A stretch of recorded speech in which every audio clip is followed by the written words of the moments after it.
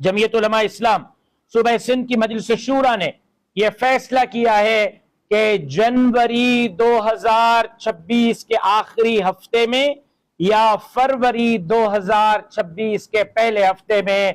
जमीयत उलमा इस्लाम सूबा सिंध एक बड़ा इज्तिमा मुनक्किद करेगी, जिसमें 10 लाख से जायद कारकुनान शिरकत करेंगे, जिसमें अवामी मसाइल पर सिंध के अवाम अपना भरपूर किरदार अदा करेंगे, जिसमें हम पूरे दुनिया से मंदूबीन को दावत देंगे और उसमें हम काबतुल्लाह के इमाम और मस्जिद नबवी के इमाम को भी शिरकत की दावत देंगे। एक मिलियन मार्च के नाम से 3 रोज का 10 लाख से बड़ा इज्तिमा, जो सिंध की तारीख का सबसे बड़ा इज्तिमा होगा, वो मुनक्किद किया जाएगा। तारीख और